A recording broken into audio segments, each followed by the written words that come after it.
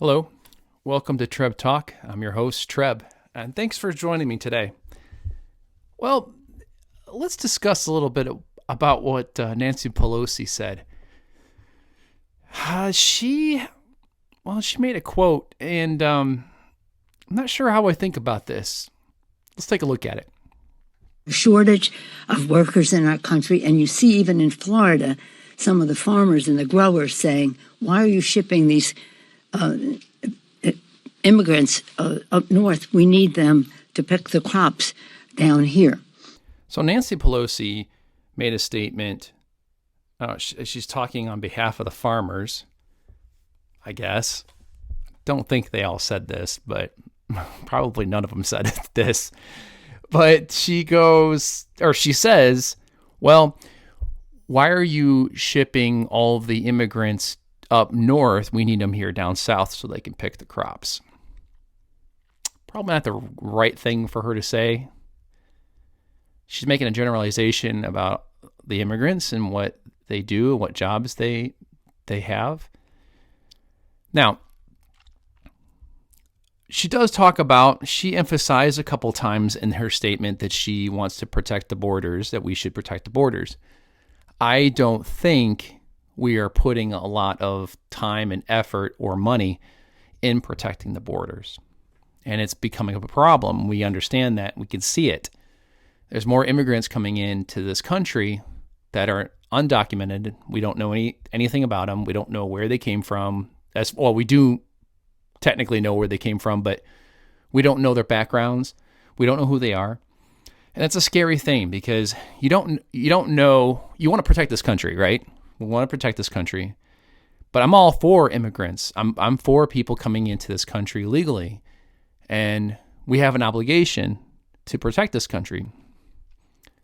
So her making that statement, I don't know if she really believes in that. That's my opinion. She, based on the fact that she says immigrants need to be here so that they can pick the crops. Immigrants are going to come out here to this country to live a better life.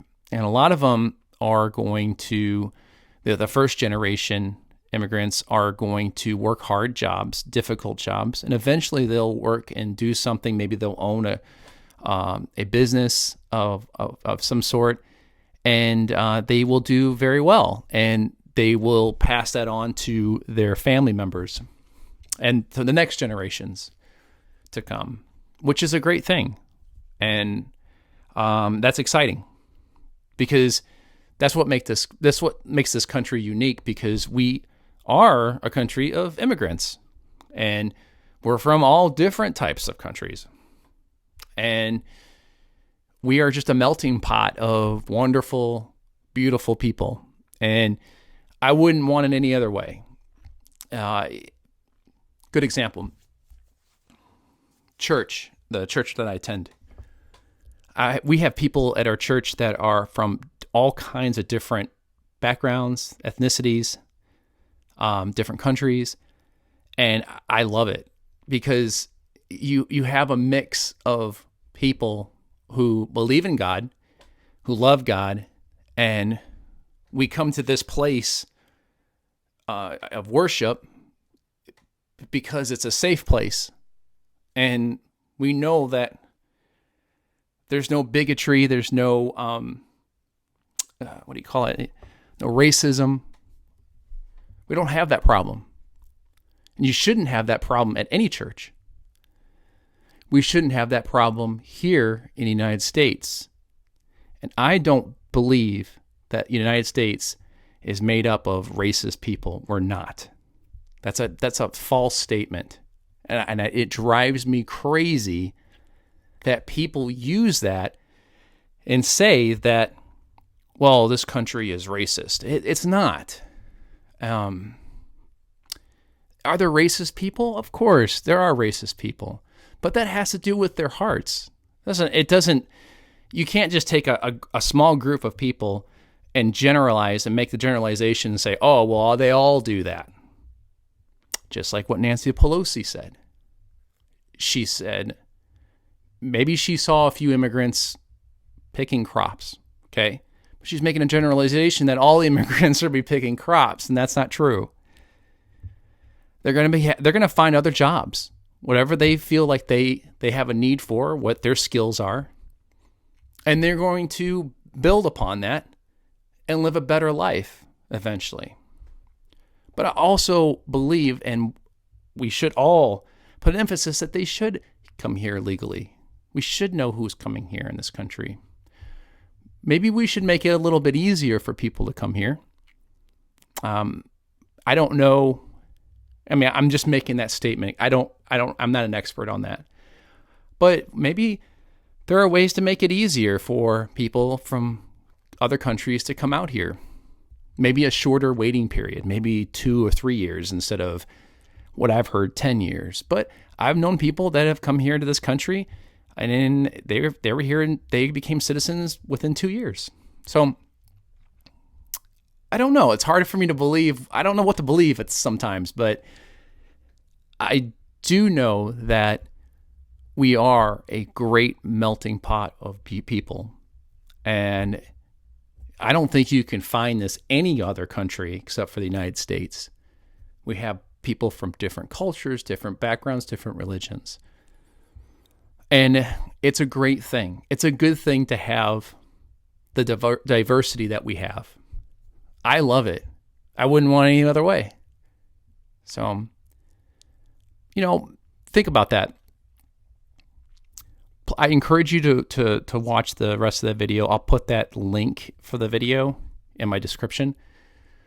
Look at it for yourself. I just played the clip for you. It's just a 15-second clip. But look at the whole entire thing. And just see for yourself what she's talking about. And make your own conclusions. But just remember, keep that in mind. Be proud where you live, this country that we live in. It's a great country, and we need to be proud of that. Don't be ashamed of where you are and where you're from. One of the things that I did recently is I looked at my Ancestry.com.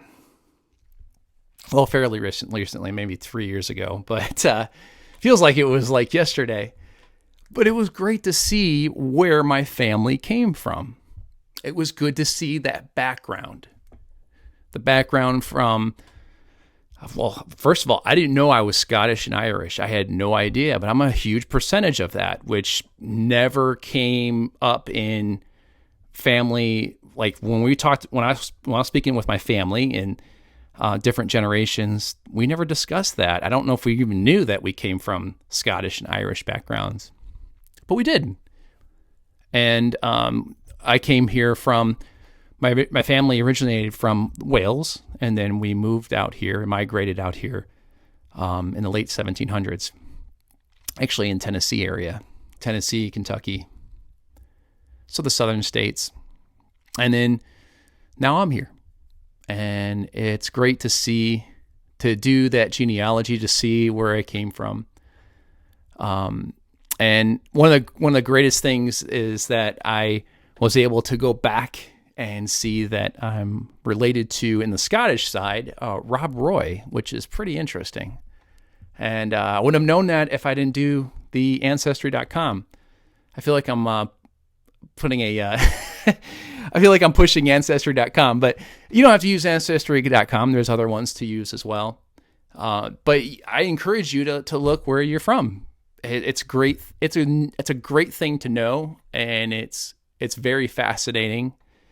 And I also on my other side of the family, I was able to see that my relative his name was Andrew, and he was best friends with William Penn, who founded Pennsylvania, and also married, I believe, William Penn's daughter.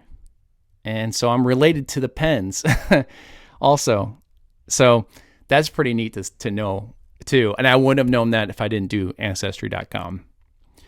So I encourage you to look at your family background, to look at what Aunt Nancy Pelosi said, just to see what she was talking about. Sometimes I think she needs to be a little careful what she says. And maybe, yeah, I don't know. But I think that I think if I was someone from a different country and someone made that assumption, I wouldn't feel too good about that. So, but thanks for joining me. Please subscribe to this channel. I really need subscriptions. I mean, if you want to. Please subscribe and, hit the notification button and smash. Well, everybody says smash. I say destroy that like button. Destroy it. If you like this video, click on it. And I hope to see you in the next show. Okay? Thanks for joining me. Talk to you soon. Bye-bye.